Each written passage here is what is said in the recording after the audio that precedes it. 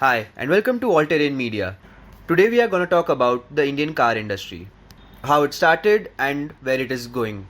Today India is the third largest car market in the world after US and China, producing everything from economy hatchbacks to high-end EVs.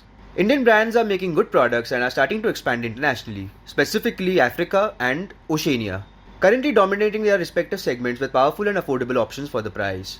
Launching hit after hit into the international market with feature-loaded and tough off-road vehicles, which offer good value for money options in their segments. But this was not always the case. India, like other developing countries, started with the basic question that can India produce cars? With that, let's dial back the clock and see where it all began from. There was a time when Indian brands used to struggle with getting just the basics right. The beginning. This was in 1947, just after the partition of the country. This was an era of struggle where India only had a few imported options available in the market, and a few small ancillaries had just popped up in the market.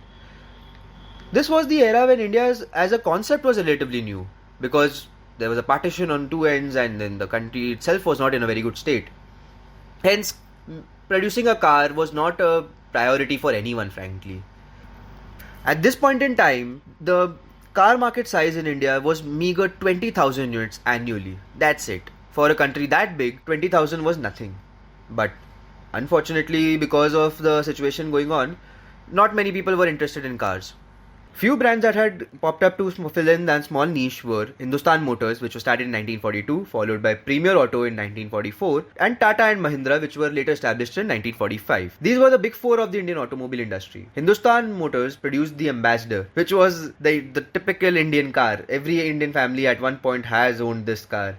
And which was actually a British Oxford Morris, which was just badge engineering. Hindustan Motors got the rights and then they just got the car over here. Not much development was done into the car. Premier started to assemble Dodge and Plymouth cars in India, and Tata focused on trucks, Mahindra focused on the Willys Jeep. As you can see, not the best of the best starts, as all they were doing was badge engineering. And all they did was assembling the cars. They didn't do much with the end. In the year 1954, the government of India had decided to protect the car industries, and for that, they introduced very high tariffs, because of which the prices of cars had shot up.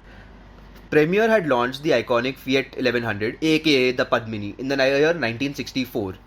Premier Padmini was the other ambassador of this era. Frankly, there were only three options that the Indian public had, which was the Hindustan Motors Ambassador, the Premier Padmini, and the infamous Willys Jeep, or the Mahindra Jeep. In the year 1973, something interesting happened. Sipani Auto entered the Indian market. They brought in new and revolutionary ideas such as making cars using fiberglass, aka plastic. Yeah, they used the material used for motorcycles in cars. Their first model was the Sipani Badal, which was a three-wheeled car, aka... Actually, you guys have seen this car in Mr. Bean. Yeah, it's the same blue car.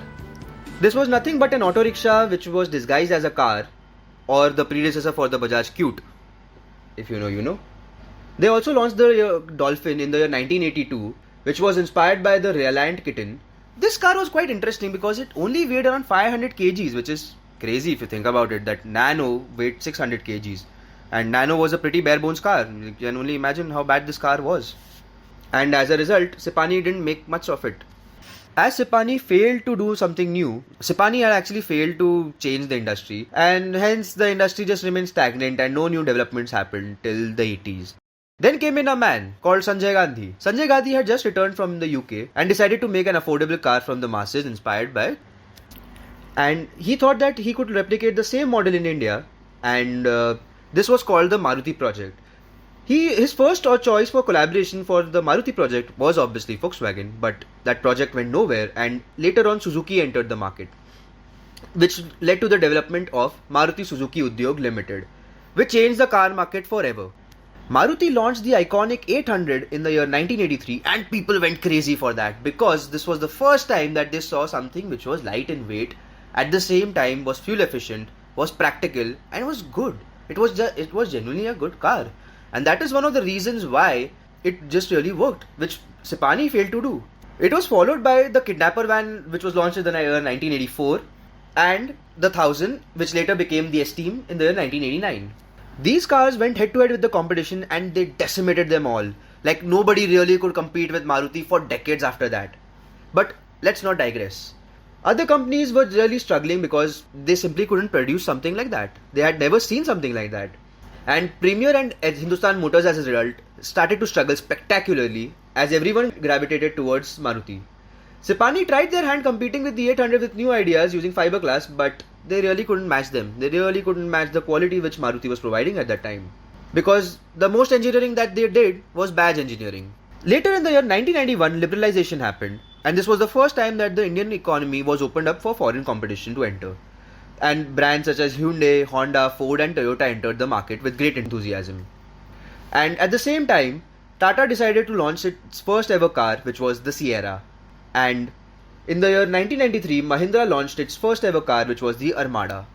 Both of them were quite interesting for their time as they were both ladder frame SUVs, but they did manage to sell some units, let's just say. They were not very successful, but they were still learning how to build cars. Because previously, Mahindra had the only experience that Mahindra had was making Willys Jeep, and Tata only made trucks. Eventually, Ford and Mahindra had joined hands and created products such as the Icon and the Escort. Fun fact, my family had Escort back in the 1995, but it was an okay car. It was not that good considering the price and the kind of brand equity that Ford had. It was not that good.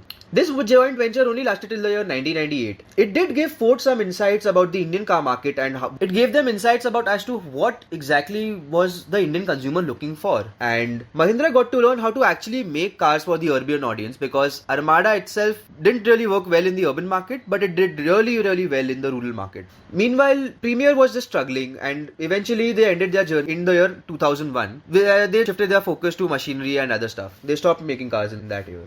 With growing competition, Indian brands knew that they had to do something, otherwise they wouldn't survive in this new market. Tata launched the Indica, which was India's first indigenous car. Fun fact, Indica was also launched in the United Kingdom, but it was trolled and it was bad. It was really bad.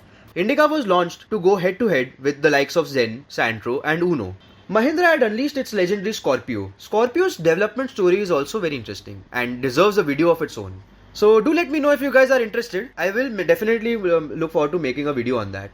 It was the ultimate underdog story. Meanwhile, Hindustan Motors had joined hands with Mitsubishi to handle their India operations. This was a match made in hell. Mitsubishi, which was struggling internationally, decided to partner up with Hindustan Motors, which was struggling in the domestic market. I mean, come on bro.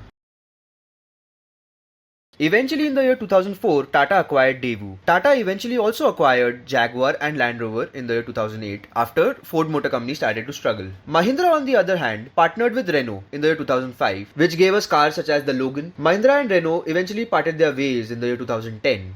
As their collaboration really never went anywhere. In the year 2011, Mahindra acquired the South Korean manufacturer SsangYong. SsangYong actually gave Mahindra the insights which was required to build a more premium car and actually to get the basics right because Mahindra cars back then used to really struggle with their hardware. Sometimes some things used to not work, some electronics were malfunctioning, sometimes the mechanicals were not working. Acquiring SsangYong was something which was really good for Mahindra. Eventually, Mahindra also acquired Pininfarina, which helped them with their designs, which gave us the iconic cars such as the Mahindra Marazzo. In my opinion, this is still one of the most underrated MPVs in the country, but unfortunately did not do well. Honorable mention, Force Motors also launched its car, which was the Force One SUV. This was way back in 2011. Eventually, they launched Gurkha in 2013. Mahindra also entered Formula E in 2014. Jaguar also entered 2016, becoming the first premium brand to ever enter Formula E. We also had some fun in the Indian car market, such as, how many of you really know that Vijay Mallya at one point wanted to launch a car in the Indian market called the Kingfisher One? We also had some interesting projects like the DC Avanti. And this was not DC's first attempt. Their first attempt to build a car was way back with DC Tarzan, which we saw in Tarzan the Wonder Car, but it failed. And so did the movie. Fast forward to today, we only have two Indian brands left now, Tata and Mahindra. Force Motors does sell a few cars, but their major focus is still on commercial vehicles. Tata and Mahindra are currently third and fourth in the Indian market and they are expanding globally. And they are doing quite well actually. Mahindra especially is doing really well in Africa and Australia, where people are actually started to buy them.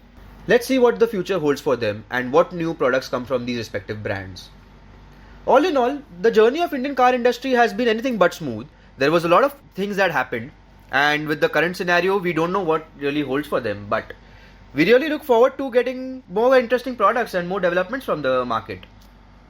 Thank you for watching.